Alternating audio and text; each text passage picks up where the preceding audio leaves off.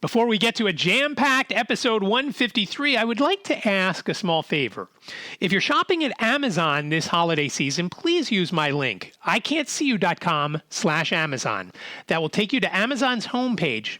Shop as normal, check out as normal. When you do, I earn a small commission. You don't pay anything more, but it does help me out. Again, that's iCantCU.com/Amazon. Thank you so much for your support. From Studio B in Swarthmore, this is the I Can't See You podcast with David. It's like blind people for dummies. Hello there, and welcome to episode 153 of the iCantCU podcast. My name is David, at David Benj on all the socials. I really appreciate you joining me for this episode, and it is, as I said in the intro, a jam-packed episode. Hopefully you'll enjoy it. First off, as always, let's give a fantasy football update, and that's actually going to be a good chunk of the beginning of the show. Not just to tell you that I was humiliated by the Buckeye Hairless Nuts. Janine crushed me 130-something to 84. I had the lowest score of the week. I had some poor performances from just about everybody, so I was terrible. And I am now in third place because I'm in a dead heat with Pug Posse, Frank, but he has more points than me. So I am in third.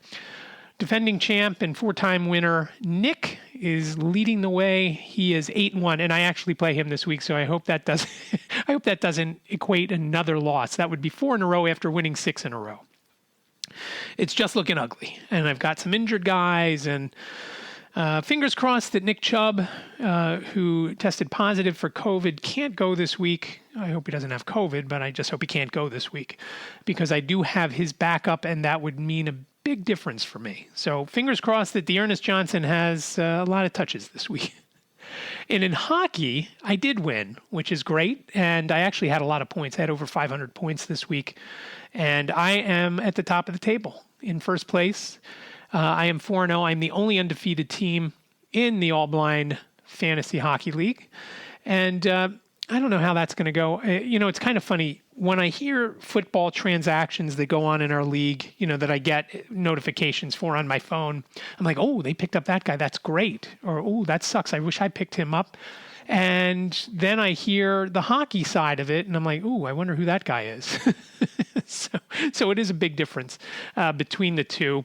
Most of the guys I recognize are so old, I don't even think I want them on my team.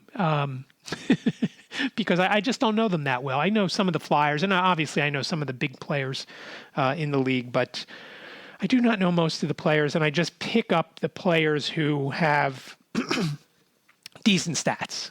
If I see they're, cruising and doing well, I pick them up. I picked up a right winger today.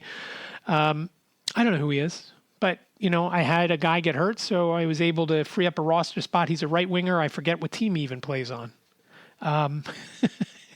Pretty bad, right? And that is your first place White Cane Killers.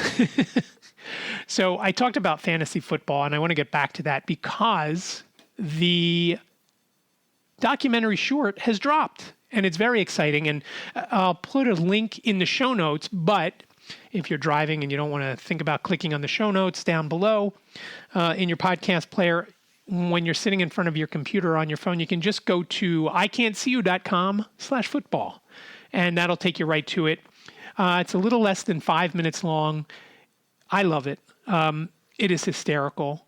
I actually was in it more than I imagined I'd be in it. And again, I can't thank Brian enough for putting that all together. It was so awesome. I actually talked with Brian and Ed today as part of that Real Blind Tech show. And I'm not sure when that episode comes out, but when it does, I will put a link in the next available show notes page, so you can have a listen there. It was just, the whole process of doing the draft up in New York, just outside New York City. It was just so awesome, and to meet everybody face to face. And as Brian said today, meet my heroes like him. It was just outstanding. It was just a lot of fun. And that was one of the things that I missed, in previous years. we used to have a draft and we would all meet together, not in this league, but in a league that my friend Mark was the commissioner, and then Marco became commissioner. It was always fun to get together with the guys, and in some instances in that league, girls. This league, that the All Blind Fantasy League, has a couple of girls in it, and so obviously the rest are guys. But it's just a lot of fun. Jennifer and Janine are first-time players. They're sisters. They have the Buckeye Hairless Nuts, which Liz said to me the other day. She said, "You just like saying that name." And I do. In fact, I thought, if they're the Buckeye Hairless Nuts, I could be the Keystone Hairless Nut, just one, because I'm bald, I'm hairless. So I think it would work. So let me know what you think of Keystone Hairless Nut, and maybe next year I'll change my name, although I do like FC Tunguska, which is my team name, and I will continue to use that as I move forward. But the whole thing about the draft and the documentary that was done, and meeting everyone and hanging out with them for 3 days up in New York. We were in a place called Orangeburg, New York, and it's this house an old farmhouse that was purchased by a couple specifically for film and video production and things like that. And, it was just a really nice place. We did the draft in the kitchen, as you'll see if you watch the video. And again, that's iCantCU.com/football, or look in the show notes for the extended YouTube link. It's on the Yahoo YouTube channel, and I believe Yahoo Fantasy Sports YouTube channel. It was just so nice to be together with everyone. And as I was saying to Brian and Ed earlier on that Real Blind Tech show, I was amazed when we got there and there were so many people. You see everybody doing videos on YouTube and whatnot, and it's, a couple of people. It's, basically a guy or girl who's in front of the camera, and then, a camera guy, might be their brother, might be their dad, might be their mom, whatever.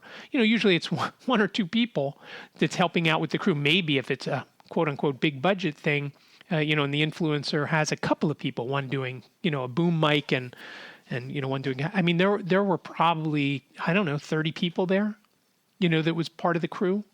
Director, assistant director, a couple of sound guys, wardrobe people, makeup people.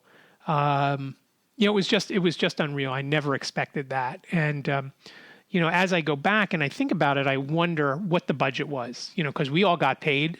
They paid for our hotel. They paid for our transportation. So, I don't know what they obviously had to rent the place, for the day. They had travel for the crew, because the crew, some of the people from Yahoo, the producer, came in from California. And, so it wasn't a cheap thing. I don't know what the budget was, but, it was just awesome to be there and to do it and to be with all these folks in the league and meet them in person and talk with them, face to face. And, and everybody has a different story. Dominic, who has his team name is the Transplant Mafia, he's actually on a waiting list for I think it's a liver and a pancreas, maybe. Not sure. Liver and something else. So good luck to him. And, it was nice to meet him. And he actually writes for The Athletic, as well as has done some freelance work and wrote some things or written some things, I guess. That's why I don't write for things, because I don't know English. For the Ravens last year, and some other teams. And just very cool to meet him. And of course, Frank from the Pug Posse. Just awesome to be together with everyone and, talk with everyone, and learn that Ed went to Villanova, which is 14 miles away from here, from me here in Delaware County. Just awesome to be together. And again, I can't express my thanks to Brian enough for doing that and setting it up and, and I said it before here, and I told Brian and Ed today, even if Yahoo ended up not paying us the big chunk of change that they paid us, they just paid for our travel there. I would have been okay with that because it was just awesome to be with everyone. And it was just a great experience. And it's a shame we can't do it every year. It would be cool if we could, but expense-wise, people came from all over the North America. Nick is from Montreal, and Janine and Jennifer are from Ohio, and TJ and Allison are also from Ohio, so they had some traveling. Rick is from Sacramento, California. He came in with his son. And then the rest of us, I guess, were local-ish. Brian and Frank are both from New York. And Ed. And Dominic is from South Jersey, not too far from where I am. And then there were a couple of guys that couldn't make it. One guy in Southern California and then two guys in Louisiana. And they just drafted online. It was just awesome. And again, iCantCU.com/football. Remember, iCantCU sounds like a whole sentence, but it is only 7 characters long.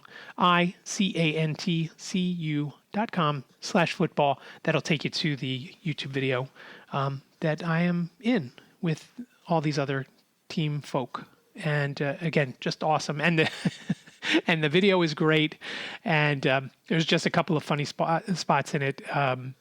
One where Janine announces her team name, which is, as I've mentioned already a few times, Buckeye Hairless Nuts.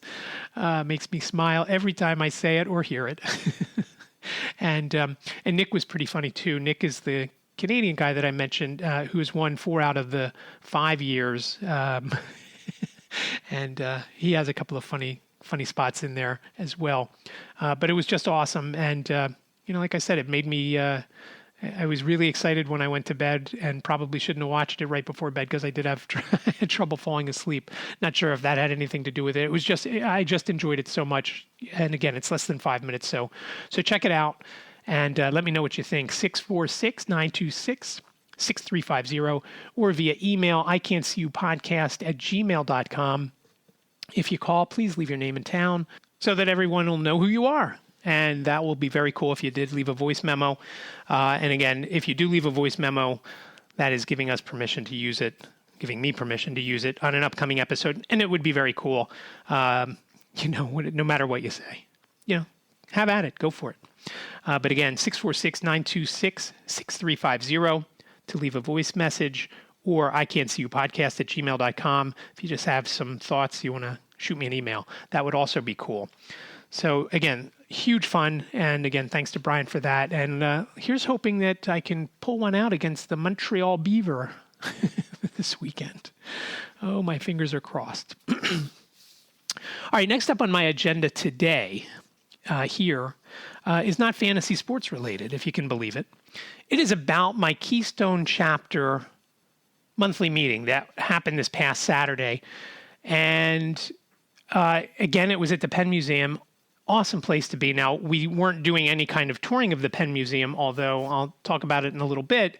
I actually got to walk through the museum at one point during the day.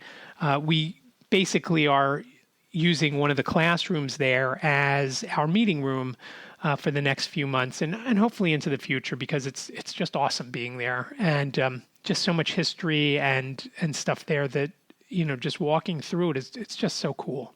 So if you're ever in Philadelphia, please check out the Penn Museum.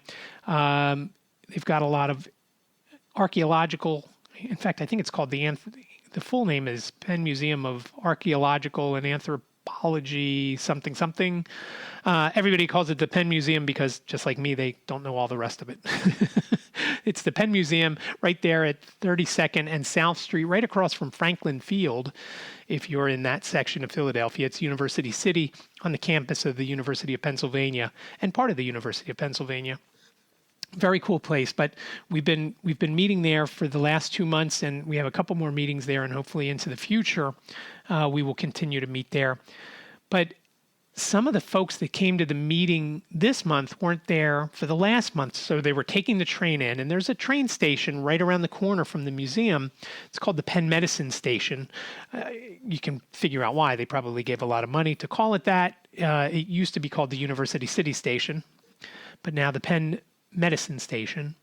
But they're doing a lot of construction in the area. They're building a skywalk from the train station to the campus and the museum. And so there's all sorts of construction, all sorts of barriers. And one thing that is bad for blind people, it's barriers. And when things change, it makes things very, very difficult because, we expect to be able to walk out of the train station, let's say, and to our right, and we walk down to South Street and you make a left, and then you walk a quarter of a block or so and down a driveway and into the Penn Museum. Bing, bang, boom. Well, everything was different. And that made things difficult for a few people. So the first couple that I had to meet, two people were coming in together, not that they are a couple, but two members were coming in on the same train, and I was going to meet them at the station. At this point, I thought there was only one entrance and exit to the station. And I'm waiting there at the turnstiles because I didn't want to swipe in because I didn't know if I went in, if it would then charge me, for a ride, even though I wasn't getting on a train, if I could then swipe out with the same, be able to get out without having to pay. Turns out my card didn't work at all, so it wouldn't have mattered. I wouldn't have been able to get in or out. So I'm standing there waiting, and, my mobile goes off, and it's these people, and we're at the corner of, hold on, let me ask. And there was a sighted person near them, and they asked, what corner are we at? They said Constitution and South. I said, oh, okay, I'll be right there. I'm waiting at the exit, but evidently there's another one. So I went and I met them, and I walked into the meeting with them. As I'm walking into the museum and helping them find the meeting room, again, because they hadn't been there last month, neither of them, I get a call from another person who she is with another member, and, they were having difficulty. Now, she told me they were at 32nd and South, and I don't know that that's correct because I don't think 32nd meets South over that way. Constitution is around where 32nd Street would be, so I kind of think that they were there, but I went to Constitution and South, they weren't there. I went up to 33rd and South, and they weren't there, and I'm walking around, and I'm trying to find them, and then they ended up calling his name is Kevin, the person who is our contact at the museum, and did FaceTime, and he helped them find their way to the entrance. And then after we sat down for a couple of minutes and started the meeting, I realized my friend Lisa wasn't there, and so I called her because she had called me while I was on the phone with these other two members. So I called her back and I said, hey, are you okay? Do you need help? And she's like, well, I got off at the wrong stop, and I'm just making my way back. I said, all right, I'll come out and meet you. So I told Harriet that I was going to go out and find her and meet her. And, she was way down Spruce Street. And I, waited for her at the corner of 33rd and South. And, we're talking on the phone. And then, she crossed over and, saw me that I was there. And, we went to the meeting. So at this point, I had done all these steps. And it was funny. After the meeting, I checked to see how many steps I had walked that morning, and it was only, at this point, it was around 1 o'clock. I had walked about 7,000 steps, all of them, in University City section of Philadelphia, except for maybe a couple hundred, getting into the car, getting, walking around the house with my phone and whatnot. So it was kind of funny. But it was just interesting to me that, I'm walking around and I'm thinking, man, this is, I actually liked being out and about in that area. Again, there's no better way to learn an area than by walking around it. Whether you can see or you can't see. And again, I have a little bit of vision, so I kind of know when I'm coming to a traffic light. Now, one thing that I did realize that day when we finished the meeting, and like I said, it finished around 1 o'clock, so there's no way I would have been able to catch my train back to Swarthmore. And we had plans to go out for lunch anyway with a couple of new members. A few of us were going to go out with these new members, and we went over to Shake Shack, and it was great. But one thing I realized, I couldn't even tell, and this was different for me, when a light was, red or green or whatever. I had to actually listen. There are times that I can see that the light is green or the light is red.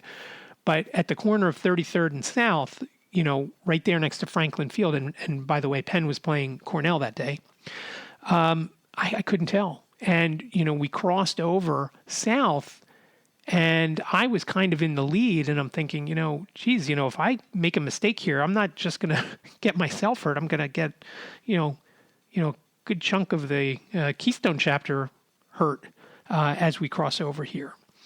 And so I was a little more careful as we went on, because at one point I walked across and folks were walking, crossing also, but they were crossing because there was nothing coming, not necessarily because there was a green light or a white robot to cross. And so I realized, hey, pay more attention, listen to the traffic better, because it seemed like I was the blind leading the blind that day.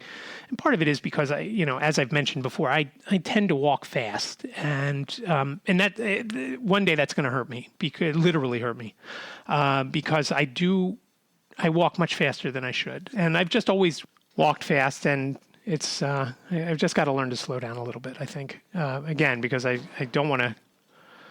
I don't want to hurt myself, and I already ache enough each day that I don't want to, run into someone, get hit by a car, fall off a curb, whatever. I don't want to do that. But it was nice being together with everybody from the Keystone Chapter that went, and it was good to get to know Robin and Danielle, the new members who were there to join us for lunch that day. And I think there were 6 of us total. 6 of us total. So it was nice, and always love Shake Shack, although every time I have Shake Shack, when we were in the UK, when Jane did, and I just said, I'll talk about that in a minute. When we were in the UK, when Jane did her study abroad and we went back to pick her up, there were 2 Shake Shacks very close to where we were staying, and we went twice. The first time we went, and both times for lunch, it was a rainy day, and we were walking around, and we were in Leicester Square, and we thought, well, it's almost lunchtime, and then the rain started to come down a little heavier, and we said, hey, why don't we all go into Shake Shack? We can have lunch, and maybe the rain will stop by the time we get done. And that's pretty much what happened, but, we weren't the only ones that had that idea, and so it was packed. I mean, it was just packed there. But I get this burger called the Smoke Shack, and it is awesome. But in the UK, I don't know how their bacon is different. It was just so good. So when I get that burger anyplace else, I always think back to when we were in London and how much better it was, both in that Shake Shack in Leicester Square and the one over in Covent Garden, which isn't that far away. We've been in both, and we had, I had the same thing both times. So, so we had that, and it was nice to be together with the Keystone Chapter folks, and great to be at the Penn Museum. And again, just a lot of fun going to the Penn Museum and, checking out all the stuff as I walked through when I helped one other person find the front door. And I wasn't 100% positive how to get to the front door, because I usually come in the side. So when I told this person that I'd help her get to the front door because she was meeting her transit folks there, I wasn't, we went to the front desk where you buy tickets, actually not the front desk, the side desk, because it's by the entrance on the side. And I said, to get to the front, is that near the Sphinx? And the guy said, yeah. And I said, just go up and towards that. And he said, yeah, I'll get somebody to help you. I said, I think I got it. And he said, no. And Tim, the security guy, came down and helped us there, and almost tripped up Donna, who was the person I was helping find the front. But the cool thing was, as I've mentioned, I love walking through that museum. So we had to walk through, a few exhibits, and of course near the Sphinx, obviously, if that's near the front door. So, and obviously it's not as big as the Sphinx that's sitting in the desert in Egypt. It's a smaller museum-sized Sphinx. It's still pretty old. Don't know how old. Don't remember too much about it, other than it is old and it's sitting there. They just restored it not too long ago, and within the last year or two brought it back into the museum. And it's sitting right there, keeping guard at the front. Would be too big for the end of your driveway if that's what you're thinking. So, just always great to be in that museum, and, walking back on my own back to the meeting room, kind of looking around and just very cool to walk through, some of those exhibits that I walked through, to get back, and just a lot of fun. Now, I'd like to say I enjoyed the meeting, but I was out running around looking for people for a good chunk of the meeting, and I was a little thrown off when it was time for me to do my treasurer's report. I couldn't get on the Wi-Fi, and for whatever reason, maybe the room that we were in, cellular service wasn't great. So I was having difficulty pulling up my notes, and I was pretty fried trying to listen to it and then repeat it so that I could give the report, and hopefully it came out okay.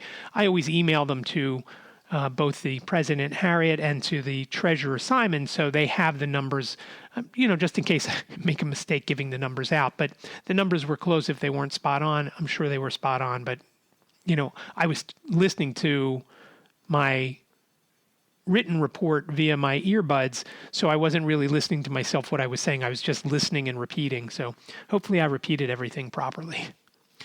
So between that meeting that day and all of the White Canes Connect podcasts that we've done in the last couple of weeks, it's just been really busy. And so that kind of threw my Saturday off. I had hoped to get another episode of White Canes Connect done because we had this podcast blitz where we did 5 episodes relating to the NFB of Pennsylvania State Convention, which is happening tomorrow. I'm actually recording this on Wednesday. It's going to drop on Thursday, maybe a little earlier than usual, probably in the wee hours of Thursday morning, because I don't usually like to schedule it. I'd rather just let it go when I upload it. So, I'm trying to edit all these episodes, and one thing that is brutal, and I know I've mentioned it before, when you're using Zoom, as we do, to record the episodes and somebody mutes themselves, it then messes up their individual tracks. So if you've got a few people on and everybody's muting themselves when they're not talking, it is almost impossible to find all the right tracks and line everything up. And so it was interesting to me when I went on with Brian and Ed today, they use something called Clean Feed. So I'm going to have to try that out. I don't know what that costs. Obviously, Zoom, the free version of Zoom is, like it said, free. But when you have a couple more than 2 people on it, you have to pay. Or you only have, I think it's 40 minutes. And that always freaks me out when a little pop-up comes up, half an hour, 40 minutes in, and I always think that, oh my gosh, I'm going to lose this, so I have to wrap up the show. And I've cut a couple of episodes short because, again, I can't read it. I just noticed that there's a pop-up on my screen, and I then, get a little antsy and try to quickly wrap up because usually you have about 10 minutes, but I don't know if that first pop-up is the 10-minute warning or whatnot. So I'm going to have to look into the Clean Feed and see how that works because it's just brutal. I was at the last episode of White Canes Connected. I was editing episode 12, which will also drop tonight, Wednesday night or Thursday. Both guests at some points in time muted themselves. So, I had to realign their tracks up with everybody else. And what really is hard is when they mute and then unmute and then mute again. It'd be one thing if they just muted and then when they unmuted, they stayed unmuted because then I just have to shift the whole timeline. But that wasn't the case, with this episode. So it just adds, some time to, go through and edit it. So it would definitely be cool if I could find something that that didn't do that. So we've had this blitz since the end of October. We've recorded and I've now edited 5 episodes. I will upload, like I said, the 5th later today or tomorrow morning in the wee hours. So they all get out before the convention. Ideally, this one would have been out a little bit earlier. But, I have other things going on that I just, I couldn't get it done. And so I did finally finish it up at around 4:00 this morning and then watch the fantasy football stuff, which was great. But to do all the editing, and it'll be nice to get back to I don't want to say leisurely pace of, one iCantCU podcast episode a week and one White Canes Connect episode per week, because there's going to be weeks where we have multiple episodes of White Canes Connect, because it's just going to be, not that we drop them both that week, but, with people's timing and scheduling, we might have to record two in 1 week. And, with the convention episodes, there was one night where we recorded one back to back. In fact, it was one for my track and Lisa's track. It was just one long track. It went from the episode that's dropping tonight, episode 12, and I think it was episode 9 with Joe. So the one that's dropping tonight, episode 12, has Simon Bonenfant and Addison Lemon, who are two students that are freshmen in college. Addison goes to Robert Morris University out near Pittsburgh in Moon Township, and Simon goes to Chestnut Hill College here in Philadelphia. And we finished up with them, and then we immediately went right to Joe, and his episode dropped sooner because Joe is the chair of the convention. And so, he was the one that really had some insight on some things, how everything runs behind the scenes, and, about getting your orders in as far as food, meals go, things like that. So that one I wanted to get out sooner. We've had a couple guys from the Capital Chapter who are hosting the convention this year. They're the chapter hosting. And we've had Lynn Heights and Sean Calloway. Lynn is the president of the NFB of Pennsylvania. Sean is the president of the NFB of the District of Columbia, but is also on the national board, and he is our national rep. At each state convention, they have someone from what I like to call NFB HQ come and, speak to the convention goers. And it's always nice to have those folks there.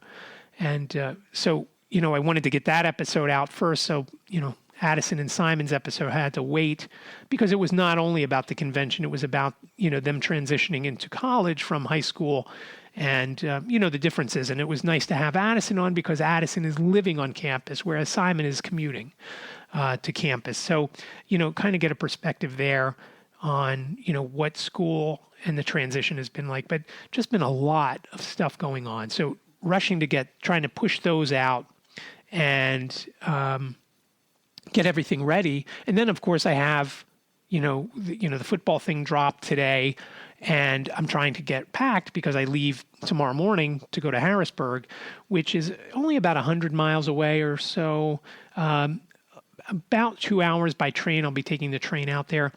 But the thing that stinks, since COVID and, the worker shortage, along with the shortage of everything else, the regional rails in this area, on my Media Elwyn line, I get on in Swarthmore, it only runs every 2 hours on off peak. So there's a train that comes at I want to say right after 9 o'clock and would get me to Philadelphia, 9:30, 9:40. Well, my Amtrak train isn't until 11. So I didn't want to, I would have preferred to take that into town, into 30th Street Station and just gone that way. But the more I thought about it, it's too early to get there. What am I going to do for an hour and a half or so? And I don't want to be, in the station just walking around with my luggage. And I thought, well, either way, I'm going to need an Uber because I'm going to have a suitcase full of stuff, both my clothes and some things that I have to take for Keystone Chapter, and my backpack, which I haven't really touched since it sat on the floor at Penn Station in New York, coming back from the fantasy football draft in early September. I guess the 10th of September. Is that early or is that middle? Depending on if you call the middle the 15th or if you call the first 10 days, whatever. So it was in September. But it sat on the men's room floor as I didn't feel well, and there wasn't a hook for me to hang it on. So I'm guessing any gross things are off it now. I mean, I sprayed it with Lysol when I got home, but who knows what kind of things were sitting on that floor. I certainly didn't see them. So I'll be taking those two things out. Now, the cool thing about traveling to Harrisburg, so I'm going to take an Uber into 30th Street Station since I'd need an Uber to go to Swarthmore anyway. And I know it's probably 3 times what I would pay to go from my house to Swarthmore train station to go from my house to 30th Street Station. But the fact that my card doesn't work, I don't know if it's the magnetic strip got bent. It is beat up, and my wallet falls out a lot. In fact, Ziggy was running around the other day with it, running around the house, and he loves to be chased when he has something, especially that he has something that he shouldn't have. Not that, my wallet is a big deal. It's seen better days, and I will be getting a new one because it is falling apart. It's got both his teeth marks in it, and Margaret has a dog named Bandit. She had once, grabbed it and was biting it, probably 3-4 years ago. And so my card doesn't work. So I figured, I'm just going to take an Uber. I have a $15 credit. So, I'll pay maybe another $20, to go to 30th Street Station. And, so it's pretty cut and dry. I'm not going to have to walk much, not going to have to, I'm going to get to 30th Street, figure out what train gate to go through, and hopefully Mortimer will be there. He was there the last time I traveled when I went to New York, and that guy was super helpful. So I'm hoping he's there because I didn't tip him the last time because I didn't have anything small. And then I really felt bad when I tipped the guy up at Penn Station who really didn't do as much as him. And I'm like, man, I gave that guy some money, but I didn't give anything to Mortimer. So hopefully Mortimer's there tomorrow and I can throw him a few bucks for helping out. Now, the cool thing, as I started to say, is there's a few of us going on this train who are going out to the convention. Lisa, who co-hosts White Canes Connect with me, she'll be on the train. And then 3 other folks from the Keystone Chapter, or maybe 4, Ruth and Esther and Stacy.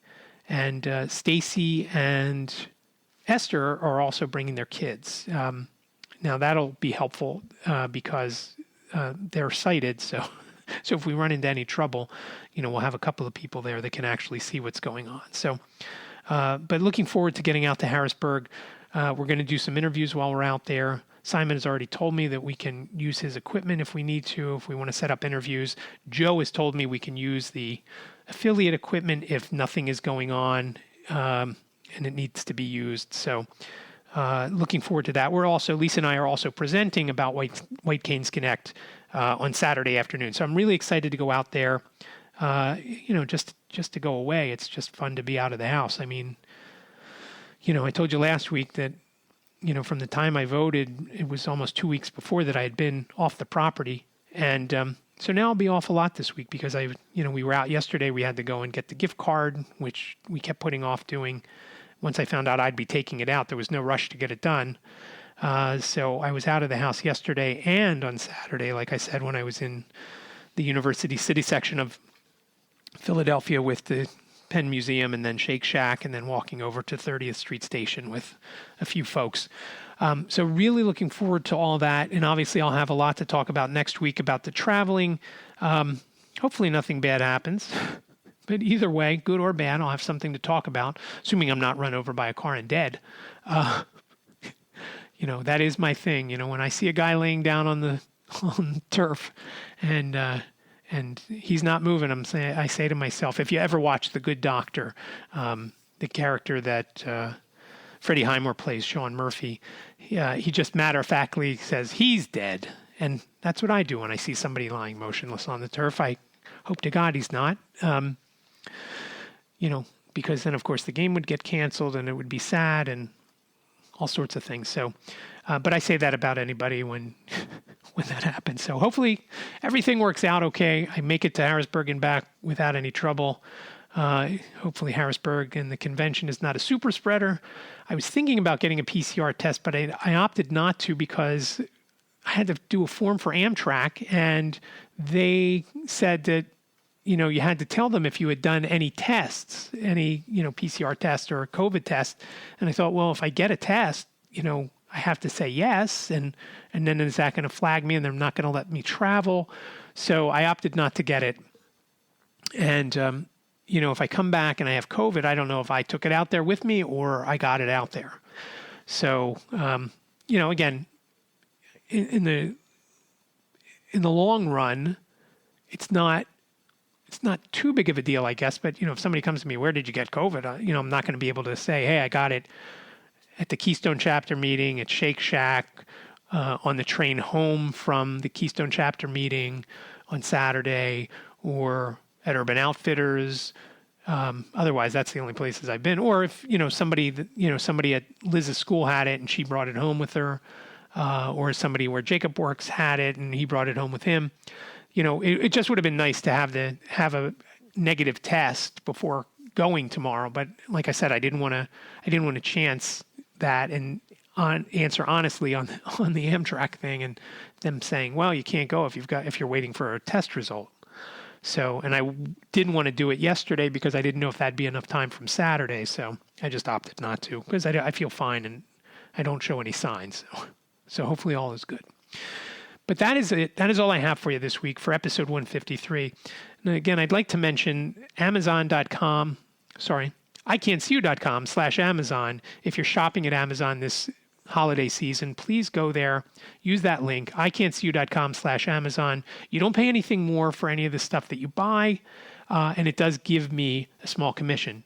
Depends on what you're buying as to the commission. The rate is usually 3% to 10%. If you're buying luxury beauty, which I mentioned last week, I'm sure most folks that listen to this are not buying. But if you do, that's 10%. I appreciate it. Most things like tools and stuff like that, home stuff like coffee makers and air fryers, usually around 3%. And there's some other things that are a little bit more, but general ballpark is 3 to 5%. But again, it does go up to 10 for a couple things like luxury beauty. So if you need some luxury beauty equipment or creams or whatnot, please go ahead, use iCantCU.com/Amazon and go and make that purchase. I really do appreciate it. And another favor, and I know I'm asking a lot of you, if you enjoy listening, please share this with your friends, and I would appreciate that. It helps the podcast grow, and I've seen a bump in numbers, and this is very cool. Once this episode hits, this should probably take me at or above 10,000 downloads. Now, that's not for this episode. That's for all of them. So, don't get too carried away. It's, I usually get between 50 and 100 downloads per episode over the last year to 18 months. Before that, obviously, it's a slow growth. First one came out, and maybe I got 7, in the first month. And it's nice to see White Canes Connect growing. There's a built-in audience there because it's White Canes Connect is presented by the NFB of Pennsylvania. So, there's a few hundred members there that had access to it before it was a podcast, and now, blind folks everywhere. And that's more blindness related than me relating blind things to you sighted folks. Although I know some blind people do listen. Thank you, Frank. And anyone else who may be listening. Lisa, maybe. Harriet, maybe. So I do appreciate that. So again, share it if you would. And again, remember to rate and review. And if you do rate it, please review it, because if you give me 1 star, I want to know why. If you give me 5 stars, it's okay if you don't rate it, I guess. But I'd like to know what I'm doing wrong. Isn't that always the way it is? When you read reviews online, something could have 100 5-star reviews, and you read and focus more on that one that only has, 1 star. So please let me know if you don't like it, why. I'd appreciate that. And you can always reach out, again, 646-926-6350 or iCantCUpodcast@gmail.com. Again, thank you so much for listening to episode 153. I hope you're well. Stay safe, and I will talk to you next week. Thank you for listening to the I Can't See You podcast with David. Please rate, review, and subscribe to the podcast wherever you listen. And don't forget to share the podcast with your friends.